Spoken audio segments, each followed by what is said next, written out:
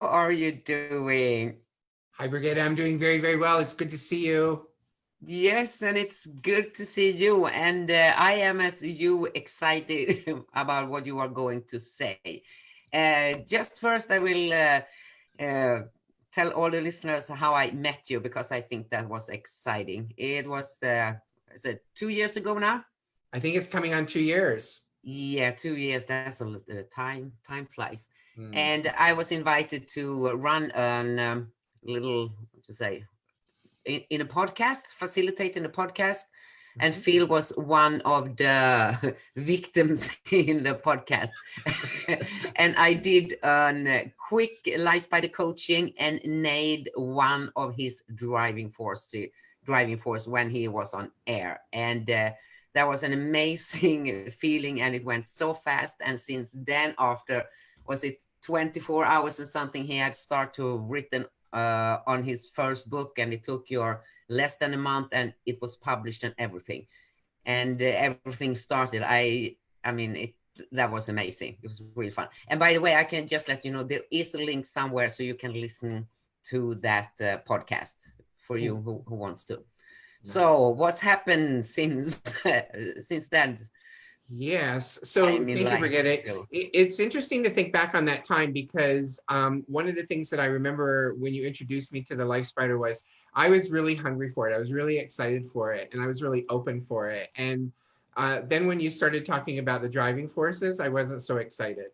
I wasn't so You excited. were not. I wasn't so excited to have my ego exposed that way. And I had done some ego work previously, but certainly nothing to this degree. So your facilitation and coaching and support was impeccable to the point where I was willing to own a driving force around being entitled. Yeah. And I had to really work on the fact that I'm a white male. I've lived a very privileged life. I have been entitled. However, I did a fairly good job, but not true, of suppressing that entitlement that I had. And so when Yeah. you gave me permission to be open to the entitlement, and when you gave me permission to understand that the ego was only part of the equation, then as you said, it was like everything collapsed immediately. And when it collapsed, it was about the dance between the ego and the soul that led me to my book. And I love the first time that I heard you say the download because I woke up in the morning even more energized on that morning than ever before. Yeah. And the first thought that I had was, you're going to be 60 in December. It's now August. You better write this book. And so what happened was I got the download. I got all of the book into my mind. I ran and wrote it down. And then I had presence of mind to go on social media and say, I will write a book in 31 days, and had Yeah. no idea what I was committing to.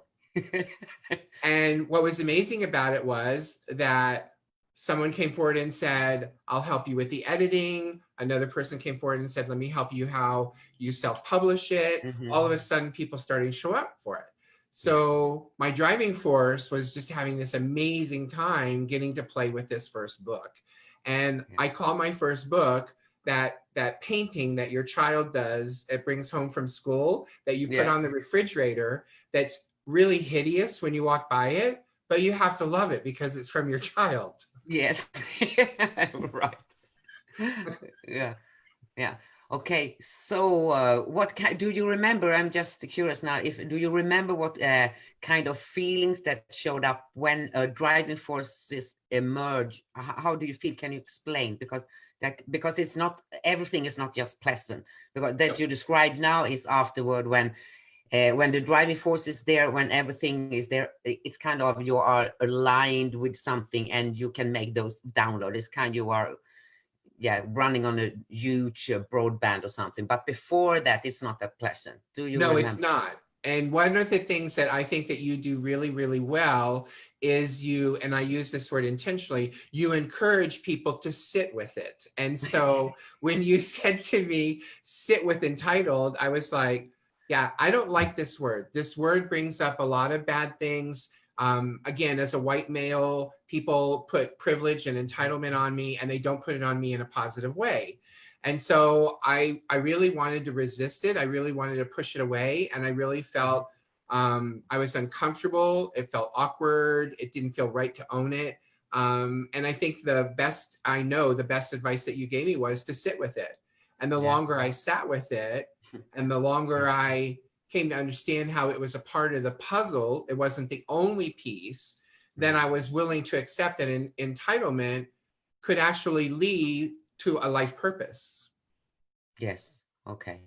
So how do you feel you are using these driving forces right now? How So is it helpful for you? Yeah. yeah, I think it's interesting because for me, when I look at my life spider, what I love is at the center of it is transformation. So everything that I'm doing is about transformation. Yes. And when it comes to the entitlement one, especially around the books, what's interesting for me is that I have these books to put out into the world as a tool and a resource for transformation for people. So whether it's the book that I wrote that's fun, and people want to have relaxation and rest and that kind of stuff, they can do that and transform from a busy day to a relaxed day. Or if it's around learning the principles and traits of leading and coaching, they can do that in the book. So these books are really at the core of who I am and what I do around transformation. And so to this day, in fact, I've got a third book in me that I'm waiting for the download. And, instead of forcing it, now what's really excited about it is that I've put it out there. I know that there's a third book. I know the title of the third book, and I'm waiting for the download. Yeah. It sounds to me right now, you are so comfortable. So I think your driving force and title are in action right now because you make it feel so obvious, so easy. It's a natural things for you just to write books. And I remember that wasn't the case before. Not at all. No, and it's interesting because the books have given me an opportunity to be a speaker, which is another thing that I'm really passionate about, because speaking gives you an opportunity to invite and encourage people to think differently and then act differently. And so what's interesting about it is that I've had some opportunities to speak virtually as well as in person that I never would have thought would come my way. And yet, because I was in alignment around, I feel entitled to be able to speak in those locations, that I have the same right as anyone else. I have the same capabilities as someone else. And then I find myself at those podiums. Yeah. Okay. Yeah. So that's so why do you think that it can be such a big shift when you align with your driving force? I mean, what would your answer be? Why is it such a huge difference? Well, so what's interesting for me is in 2006, I decided to go to Bali, and I decided to, when I was going to Bali, that I was going to arm wrestle with my ego, because I've been very successful in my career to that point, and yet I was experiencing a lot of burnout, a lot of health issues. And so I decided that my ego was the reason for it. So I was blaming my ego, and I was going to go take my ego and I was going to take it down, do away with it, remove it from my life. Oh, I never heard that before. Okay. Right. And so what happened was, after spending about 6 weeks in Bali, I came back and I'm like, I love my ego. I love what my ego does. Little did I know that when I met you, that you would take it to a whole new level, because I understood the value of my ego, and I understood how to get back into my career after I made peace with my ego. Well, what happens is I continually to this day come in contact with people who bash the ego.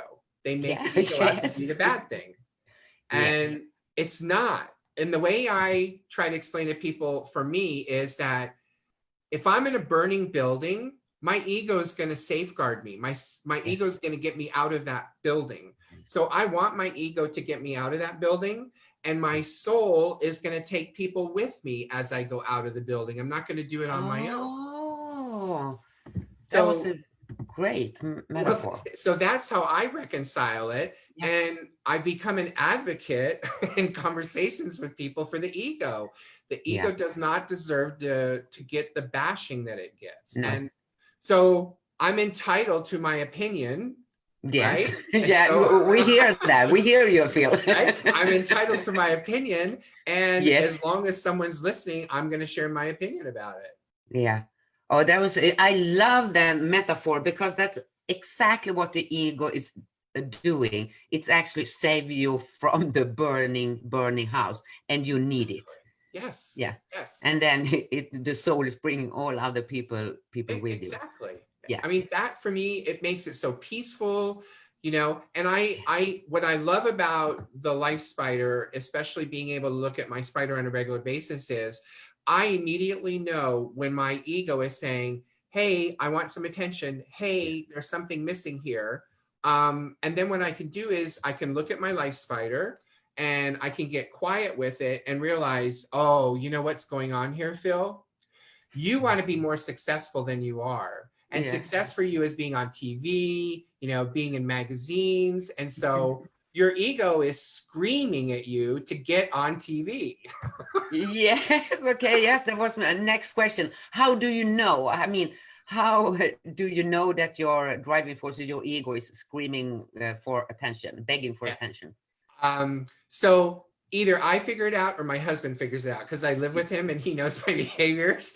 But Okay. what So what's happens your is behavior? What is your husband I telling you? get very disgruntled. I get very impatient. I get very anxious.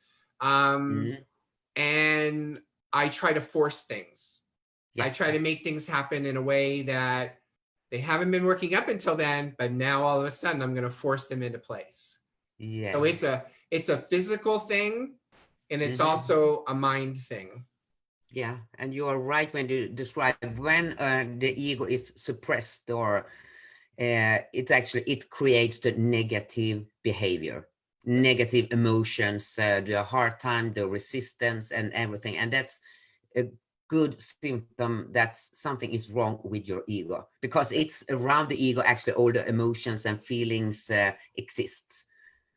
So that was Well, a good and what's description. nice about it, Brigitte, is I don't punish my ego. I No. don't like put my ego on timeout. I don't punish it. I do any of that. Rather, what I do is I I do my best to be with it in a peaceful, loving way. And Yeah. it might sound woo-woo for some people, but at the end of the day, what I want to do is I want to nurture it. I want to Yes. acknowledge it. I want to be able to come out of it on the other side. And as they say to Michael, Phil's back, right? All of me is back because Yeah. I just took a trip and now I'm back. Yeah. And I think there's a lot to be said around being kind and gentle to Mm. the ego rather than, Yes. again, I say people out there bashing it and making it out to be the bad thing. The ego Mm. is not the bad thing. No. No. I know you know that. Yeah, but it's good. That's so, it's so nice to hear you explain it, how it actually work in your day-to-day life, instead of just a theory about how it should be. But that's actually how it is. And I love what you're saying, that you have to take care of your ego. It's kind of, you have to see the ego as a little baby. It just needs some attention, need love and nurturing. And so instead of being angry or disappointed or all others judgments kind of feelings, it's doing what you do, be nice and kind and give it some peace. Well, I think part of it is, I think, and this is, I'm speaking for other people and I don't even know if it's close to it. Other people give themselves permission, either knowingly or unknowingly, to bash the ego because they think the ego is big and brash and bold and strong enough to take the Yeah. abuse. The reality is the ego is just as fragile as the soul. They're both fragile, and Yeah. they both have the right to be treated with kindness. They both have the right to be nurtured and attended to. And you know, it saddens me when I see that people bully the ego, because the ego is in a lot of ways it's indefensible. It's not there to defend itself. It's there to support you. Yes. Oh, it's good. It sings well in my ears what you are saying. Okay, do you have I mean, obviously you are so comfy with your entitled driving force. Do you have any driving force that you're not that comfortable with? You don't have to share because you're not prepared for this question, I Oh know. no, so I'm just curious. yeah, so the one it's interesting. The one that I find that I struggle with, that like is calling for my attention. Yeah. It's actually two and they're across from each other. It's success and fame. Yeah. Oh, okay. So what is your strategy? How can you nurturing your famous ego? What is it that what does that driving force need from you? So what I'm doing with that driving force is I'm creating opportunities on my leadership platform and my business consulting platform Yes. to be more of a speaker. So the more Yes. I speak, the more famous I am, even if it's just in a room with 20 people, right? I'm famous for the Yeah. time that I'm in the room with Yes. those 20 people. Exactly. And it could actually, the good thing is, even if you just speak to one person, you can let the driving person know this is famous. You are famous to that person who is listening Yes, to you now. And that's the exactly. good part with the driving force. You don't have to have the confirmation from the outside from somebody else, because you can give it yourself. So Yes. even with one person, and just if you're a famous driving force, so you could practice even more often and take care of it. Say, okay, let's do something so you become even more famous today. And Yeah, I really, really like that because I'm, yeah, excuse me, I'm getting attention from different corners of the world, you know, Israel, yeah, Canada, Sweden, or whatnot. And yeah, it's interesting because my ego interprets that as being famous with those people on the yes, Zoom and so on and so forth. And so yeah, I can see where it is,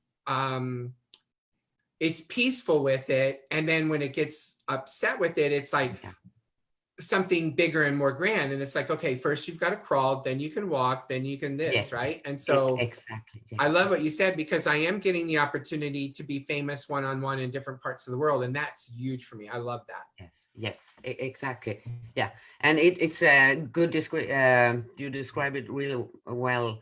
That the ego is growing, because it is growing, and you have to get used to it. I mean, in the morning I described it. It's like the ego has been in the basement, and the first time when it comes up from the basement, it's light, so they need sunglasses, the different smells. It's scary for the ego to put his face up, because the ego is so used to be, what you said, bashed, Ash, hit in the right? head, denied, and Yep. um, pushed away. So it's scary for the ego. So take it step by step and let it get used to the light Well, outside the and see, that's basement. what I like That's about the famous one, because the famous one, it's like a ripple out, right? So famous in one room, famous in one building, famous, you know, yes, let it ripple out.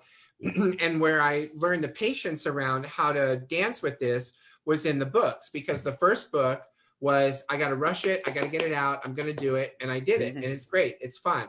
Then my second book, I take my time. The second book, third book, I take my time. Now my fourth book, I know that it's there and I'm yes, waiting for the download. I'm patiently waiting for the download, knowing that it's going to come. And when it comes, it's going to be the same as the other. So that's how I'm growing in that entitlement, that one book, two books, three books, and then beyond. In fact, I write for a platform, a global platform. So I'm a columnist, which is a big, huge deal that wouldn't have been uh-huh, possible before yeah, this. And so recently the editor wrote me and said, I noticed that you didn't make a submission this week. Is everything all right? Just want to check in with you. We, you know, rely on you sending in regularly. And most importantly, I care about you. And in that moment, I felt the shift in my ego that, oh my God, you're a writer. You write on a platform that hundreds of thousands of people see every month. yeah, And I was like, okay, if you were fooling yourself, now yeah. you know it's true. That's So good. now I Yeah. love writing those articles. Yeah, of course. But it also sounds, oh yeah, it's starting to finish up, that the fourth book you are writing, you are more in the state of your intentions of your soul, Yes, because you are waiting for the information. So yes, it's not written from the ego perspective. In the exactly. first book, your ego needed to write the book because that was really important to get out there. But now Yep. you are more relaxed, and the message in the book will be more important than for the ego to write it, because your ego is occupied with so many other stuff, Well, and it needs to take care of the other three books first. that is so perfect because the first book was on leaders. And let's Yeah. face it, the ego was really engaged in being able to share my leadership style. The Mm-hmm. second book was about coaching. And again, my ego is very engaged in being able to show the world how I coach. My Yes. third book is on mentors, it's on mentoring. Ah, And yes. mentoring is a completely different energy and it's a completely different relationship. So you're Yeah. exactly right. This one's going to be for the compassion. This is going to be the Yes. You see. compassion part of it. Yes, and now we have started, but I remember what's in the intention in that spider leg, and it's all about compassion. So, Yes. but we have to stop you there. Otherwise, if you start to talk to someone about their intentions, they never stop talk. They are keep on talking all the time. So, so we say, time out now, Phil. And before you go, is there something you want to say to everyone who is listening, an advice or something about the ego? What are they going to do to embrace their ego? Here's the one thing I would say. Open your mind, open your heart, and allow yourself to see the ego for what it really is and allow the magic to happen. That's good. I think that was a really, really good ending, and I'm so glad to have you here. And so please stay in the group, and you were listening. Ask Phil questions, and I'm sure he will be there and answer on your comments. Or it's true? Yes, Yeah, of yeah. course. Thank you Okay, for being such an amazing teacher. I feel like this was my oral exam of what I've done over the last 2 years. So thank okay. you. You are good. You are certified for sure. Thank you. Okay, see you Okay, soon again. bye. Bye bye. Bye.